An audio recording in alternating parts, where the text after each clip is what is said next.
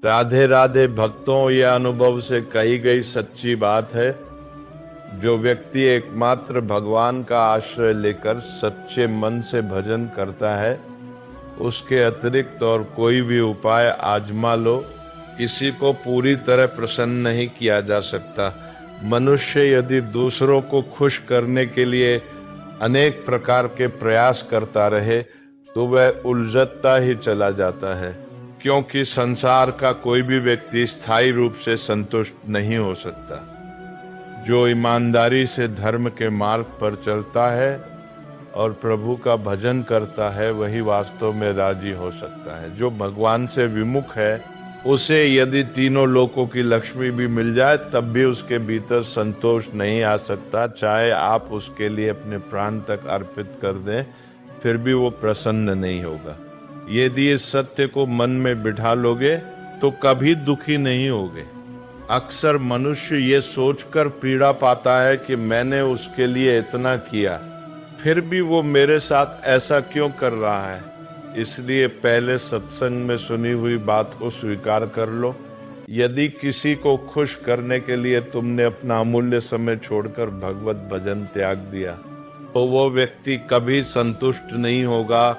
अपनी निष्ठा बनाए रखो, धर्म में स्थित रहो और भजन में लगे रहो, तब परिस्थितियां स्वयं अनुकूल होने लगेंगी और मन निर्भय हो जाएगा। लेकिन यदि प्रभु का स्मरण छोड़कर दूसरों को राजी करने में लग गए तो भीतर भय भी आएगा और बाहर से कोई भी राजी नहीं होगा। ये बात बिल्कुल सत्य है। इसे केवल सुनो मत, अपने हृदय पर लिख लो। यही अध्यात्म है। ये तुम्हें गिराने के लिए नहीं, बचाने के लिए है। तुम्हें दुख देने के लिए नहीं, सुख देने के लिए है, और अंततः तुम्हें जीवन मुक्त करने के लिए है। हे सखे, हे मित्र, लोगों की वृत्तियों को प्रसन्न करने में, गुरुजनों को या संसार को राजी करने में अपना अमूल्य समय नष्ट मत करो। अपने समय को प्रभु को प्रसन्न करने में सफल बनाओ, क्योंकि जिस पर भगवान की कृपा हो जाती है, उसी पर सबकी कृपा अपने आप होने लगती है। जब एक प्रभु राजी हो गया तो पूरा विश्व और ब्रह्मांड राजी हो जाता है। और यदि उस एक से विमुख होकर तुम पूरे संसार को खुश करने निकल पड़े, तो चाहे जितना प्रयास कर लो, कोई भी कभी पूरी तरह संतुष्ट नहीं होगा। इसलिए किसी के रंजन के लिए, किसी की स्वीकृति पाने के लिए अपना बहुमूल्य समय मत गवाओ। धर्म पूर्वक व्यवहार करो और भीतर से निरपेक्ष हो जाओ। केवल हरि को, केवल प्रभु को प्रसन्न रखने का भाव रखो। इन दुष्ट इंद्रियों को मनोरंजन देने में मत लगो। इन्हें खुश करने की चेष्टा मत करो, क्योंकि ये कभी तृप्त नहीं होती। सच्चे मन से मान लो, ये इंद्रियां केवल हृदय को जलाती रहती हैं, देती कुछ नहीं। पूरे त्रिभुवन में भगवान के अतिरिक्त आनंद नाम की कोई वस्तु है ही नहीं। बाज मन मलिन हो गया है, इंद्रियां मलिन हो गई है। जब तक इन्हें विषयों में भटकाते रहोगे, शांति नहीं मिलेगी। शुद्धता, आनंद और तृप्ति केवल प्रभु की ओर लौटने से ही प्राप्त होती है। इसी कारण मनुष्य को ऐसा प्रतीत होता है कि विषयों में आनंद है, जबकि वास्तव में वहां आनंद है ही नहीं। सच्चे मन से कहता हूं, जिस दिन तुम्हें प्रभु से उत्पन्न होने वाले आनंद का अनुभव हो जाएगा, उस दिन तुम स्वयं देख लोगे कि पूरे त्रिभुवन में भगवान के अतिरिक्त आनंद नाम की कोई वस्तु है ही नहीं। ये ठीक उसी प्रकार है जैसे सूर्य उदय के समय मरुभूमि में रेत पर जल दिखाई देने लगता है। दूर से लगता है कि निर्मल जल भरा हुआ है, इसलिए मन कहता है थोड़ा और आगे चलते हैं, पर जब वहां पहुंचा जाता है तो केवल सूखी रेत मिलती है। सूर्य की किरणों से जल का भ्रम उत्पन्न होता है। उसी भ्रम में मृग दौड़ते दौड़ते मर जाता है, पर उसकी प्यास कभी नहीं बुझती। ऐसे ही मन और इंद्रियां दिखाई देने वाले सुखों में छिपे हुए महान दुख को पहचान नहीं पाती। इन्हीं भोगों को पाने और भोगने में मनुष्य अपना पूरा जीवन नष्ट कर देता है। जिसे लोग मनोरंजन कहते हैं, वो वास्तव में मन का पांचों ज्ञान इंद्रियों के साथ विषयों में रमा रहना मात्र है। इसलिए है सखे, इन इंद्रियों को खुली छूट मत दो। यदि इन्हें नहीं रोका गया तो ये तुम्हारे जीवन को नष्ट कर देंगी।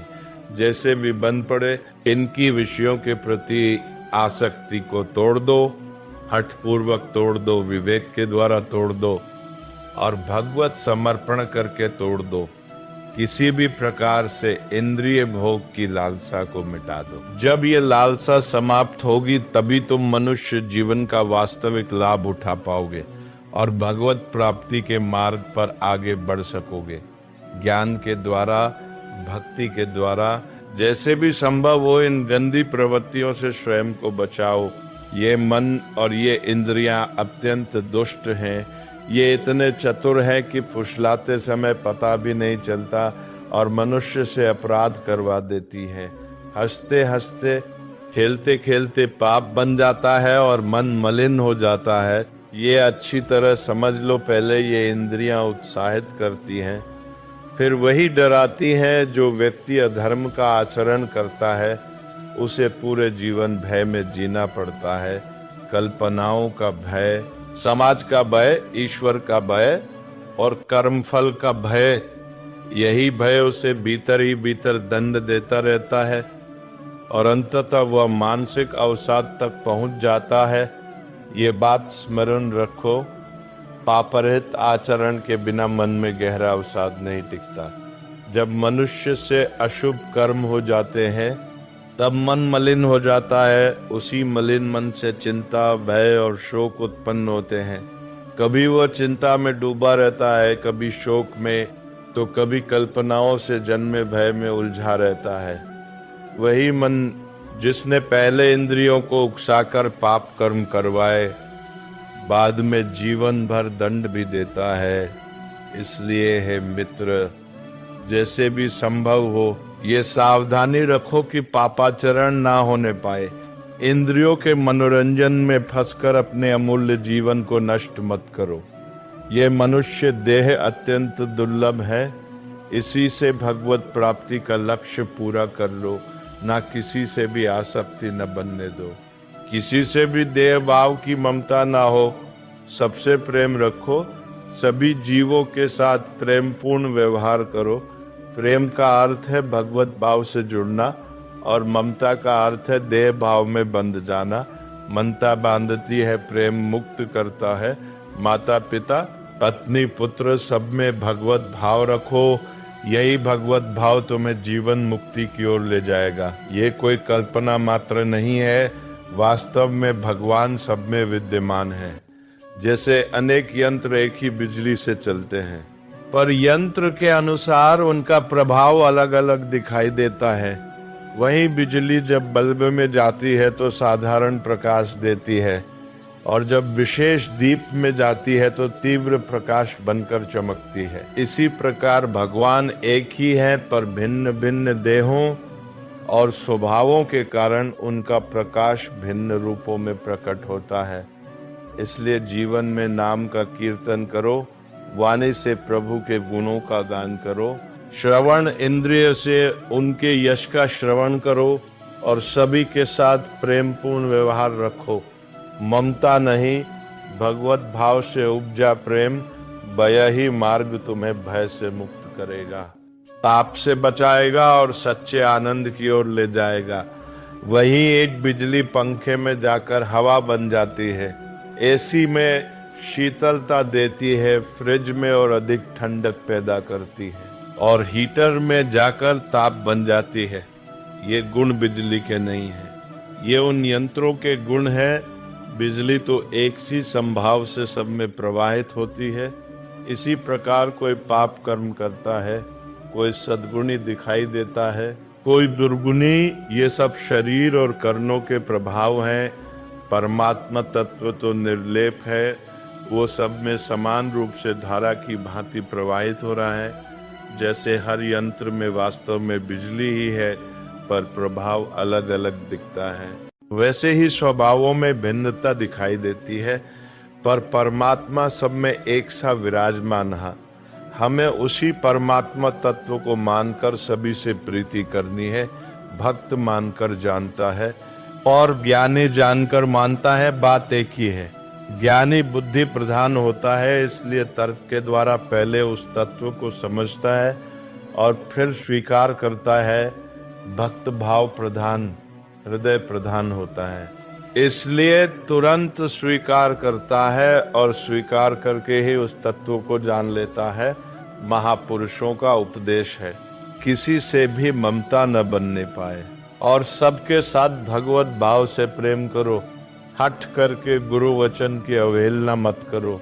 वे अत्यंत करुणा में हैं और चेतावनी देते हैं कि यदि उनकी बात न मानी गई तो मनुष्य फिर बंधनों में बंध जाएगा। ये शरीर, इसकी पत्नी, पुत्र, माता पिता, भाई बंधु, संबंध, नाते, यदि इनमें भगवत भाव नहीं रखा गया तो ये सब माया के बंधन बन जाते हैं और तब मनुष्य का जीवन इसी मोह ममता में उलझकर नष्ट हो जाता है। पर यदि इन्हीं संबंधों में भगवान को देख लिया जाए तो वही बंधन साधना का साधन बन जाते हैं। यदि तुम सब में भगवत भाव रखते हो, नाम का जप चल रहा है और धर्म पूर्वक अपने कर्तव्यों का पालन हो रहा है, तो इसका अंतिम परिणाम निश्चित रूप से भगवत प्राप्ति ही होगा। इसमें कोई संशय नहीं। इसे दृढ़ता से समझ लो कि मनुष्य जीवन का परम लाभ तुम्हें अवश्य प्राप्त होगा। इसी कारण कहा गया है, इन संबंधों में हठपूर्वक आसक्ति मत करो, देह भाव मत लाओ, इनमें भगवत भाव लाओ। अब प्रश्न उठता है कि ये भगवत भाव आए कैसे? तो संत कहते हैं, आओ श्रीधाम के सान्निध्य में निवास करो। हे वत्स, हे प्रिय, हे पुत्र, हे मित्र, वृंदावन आओ। वहाँ रसिक भक्तों का संग मिलेगा और उस संग के प्रभाव से हृदय में सबके प्रति प्रेम जागेगा। उस प्रेम में ममता ना हो, आसक्ति ना हो, मोह ना हो। सबके साथ प्रेम रखो पर बंधन मत बनाओ। निरंतर नाम का जप करते रहो। यही वो दुर्लभ अवसर है। इसी जन्म में तुम्हारे अनेक जन्मों के संचित पापों को भस्म करने की सामर्थ्य प्राप्त है। इसी मनुष्य देह में ये अधिकार है कि वर्तमान में बने नवीन पाप कर्मों को भी नष्ट किया जा सके। यदि ये अवसर चूक गया तो फिर उन कर्मों को भोगना ही पड़ेगा और ये अधिकार समाप्त हो जाएगा। अन्य किसी भी योनि में ये सामर्थ्य नहीं है कि मनुष्य नए कर्मों का स्वतंत्र रूप से निर्माण कर सके। ये विशेष अधिकार केवल मानव जन्म में ही मिलता है। इसीलिए जब जीवन में विपत्ति आती है, प्रतिकूलता आती है, कष्ट आते हैं, तो समझ लेना चाहिए कि ये भी प्रभु की कृपा है। वे हमें जगा रहे हैं, रोक रहे हैं और इस दुर्लभ अवसर का स्मरण करा रहे हैं ताकि हम अपने जीवन को भगवत प्राप्ति की ओर मोड़ सको। जब इस जीवन में प्रतिकूलता आई तब प्रारंभ में ऐसा लगा कि न जाने कब प्राण निकल जाए। उसी समय चतुरासी जी का गायन आरंभ हुआ, कभी वाणी से तो कभी मन ही मन। बार बार ऐसा होता कि लगभग 1.5 घंटे तक निरंतर मानसिक रूप से वही पद चलता रहता। बैठे हो या चलते हो, भीतर ही भीतर चतुरासी जी का प्रवाह बहता रहता। आज जब उस समय को देखता हूँ तो अनुभव होता है कि वो केवल गायन नहीं था, जैसे कोई मंत्रकार वृत्ति हो, वैसी अवस्था बन जाती थी। चतुरासी जी के प्रत्येक अक्षर में भगवदाकार वृत्ति जाग उठती थी। हर शब्द में श्यामा श्याम का साक्षात अनुभव होता था। ये कोई कल्पना नहीं है, बड़े बड़े रसिक महापुरुषों ने इसे देखा है। अनुभवी संतों ने कहा है कि प्रत्येक अक्षर के साथ श्यामा श्याम प्रकट होते हैं। वाणी से ऐसा मधुर रस झरता है कि सुनने वाला निहाल हो जाता है। वे वाणी रसिक है, वे वाणी नित्य है, दिन रात उसी रस में रमी रहती है। जो उस रस रीति को जान लेता है वह अन्य किसी और आकर्षित नहीं होता, क्योंकि उसके प्राण हरिवंश की वाणी में ही रम जाते हैं। यदि तुम वाणी जी का गायन सुनो, उनका चिंतन करो, उनके पदों को बार बार दोहराओ, तो स्वयं अनुभव करोगे कि भीतर कैसी मधुरता उतरती है। ऐसा नहीं कि बहुत से पद याद होने चाहिए। एक ही पद चुन लो, जैसे मंत्र का जप किया जाता है 100 बार, वैसे ही उसी पद को बार बार दोहराते रहो।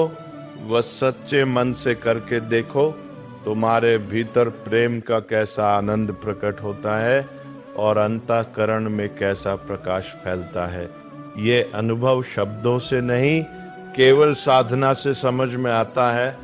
आचार्य कृपा से और इष्ट की अनुकंपा से हमें एक ऐसी अमोघ निधि प्राप्त हो गई है जिसे पाकर कोई समझदार व्यक्ति फिर छोड़ता नहीं। ये ऐसा रत्न है कि जिसे मिल जाए वो संसार की प्रपंच भरी बातों में अपनी वाणी और वृत्ति को उलझाना नहीं चाहता।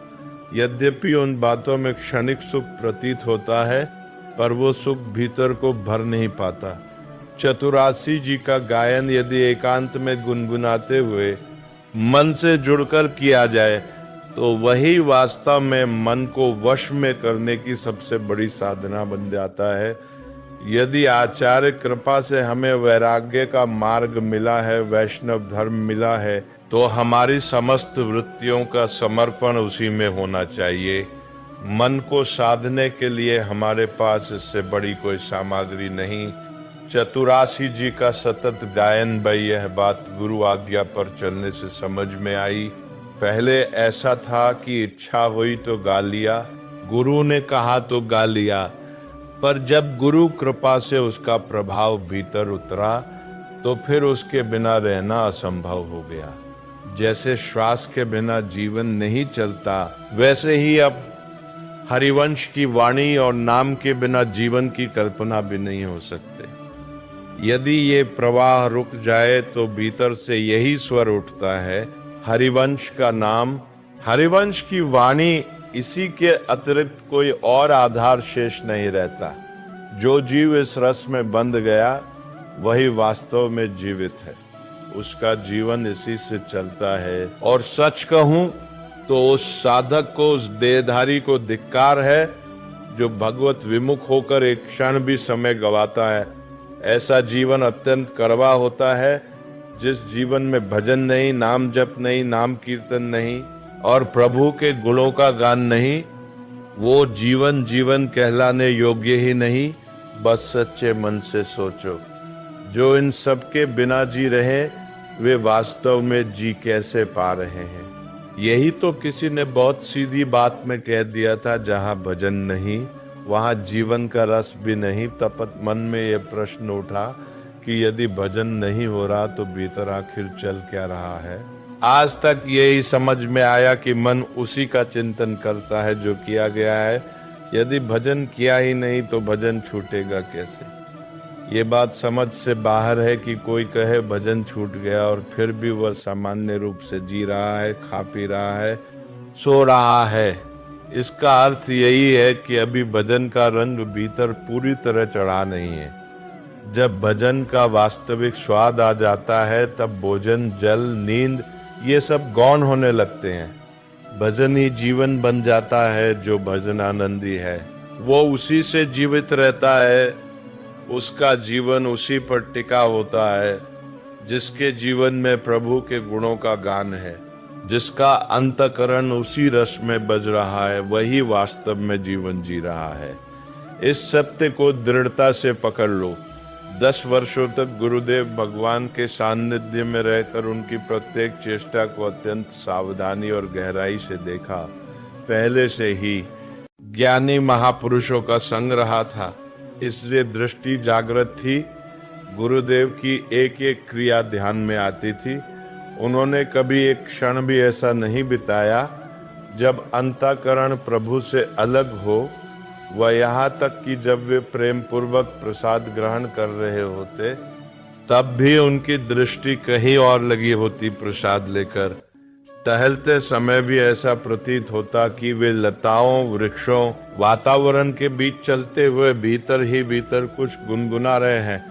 स्पष्ट अनुभव होता था कि उनका चित्त निरंतर उसी रस में डूबा हुआ है। यही अवस्था सच्चे भजन की पहचान है, जहां बाहरी क्रिया कुछ भी हो, भीतर केवल प्रभु का ही स्मरण बहता रहता है। ऐसी अवस्था बन जाती थी कि उंगलियां अपने आप चलने लगती, पद भीतर ही भीतर बहता रहता यदि बाह्य रूप से मौन भी हो, तो कंठ में सूक्ष्म कंपन बना रहता, मंत्र निरंतर चलता रहता, एक क्षण के लिए भी प्रवाह टूटता नहीं था। नित्य नियम से पदों का गायन होता था। प्रातः 4 बजे से 6 बजे तक केवल पद गायन की सेवा और कुछ नहीं। उस समय पदों के माध्यम से लीलाओं का चिंतन चलता, कभी सखियों के भाव, कभी राधा बन की लीला, कभी पूरा पद, तो कभी केवल एक शब्द पर उस एक शब्द में ही पूरा रस समाया होता। इन पदों में जो महासुख है उसे समझने के लिए इतना ही काफी है कि इन्हें औषधि मानकर स्वीकार कर दिया जाए। बड़े बड़े कठिन साधनों से जो फल नहीं मिलता वे विश्वास के साथ चतुरासी जी के पदों से सहज ही प्राप्त हो जाता है। नाम और वाणी जहाँ ये है वहीं श्याम श्यामा है। नाम वाणी के श्रवण से ही श्याम श्यामा का साक्षात अनुभव होता है। जैसे वैसे वाणी निकट आती है वैसे वैसे उनका प्राकट्य भी निकट हो जाता है। उसी रस में जीवन चलता है। उसी समरस प्रवाह में संत जन निरंतर डूबे रहते हैं। इसलिए बार बार लीलाओं का गायन करो, नाम कीर्तन करो और एक बहुत गहरी बात समझ लो, समरसता अपने ही रस वाले रसिकों का संग करो। तर्क वितर्क को एक ओर रखकर उसी रस के साधकों के साथ जुड़ो जिनका भाव तुम्हारे भाव से मिलता हो। बस सब संतों की सेवा करो, सबको प्रणाम करो, सबके वचनों को आदर से सुनो, लेकिन भीतर स्वीकार वही करो और आचरण में वही उतारो जो तुम्हारे रसिक गुरुदेव के वचनों से समरस हो। जहाँ इष्ट मिलता हो, मन मिलता हो और भजन की रस रीति स्पष्ट होती हो, उसी को पकड़ कर चलो। यह साधारण बात नहीं है। आगे संतों ने संकेत किया है कि जो अभी कच्चे हैं, जो भीतर से पके नहीं हैं, वे इस समरस भाव को नहीं पकड़ पाते। इसलिए धैर्य रखो, रस में टिके रहो और गुरु वाणी को ही जीवन का आधार बनाओ।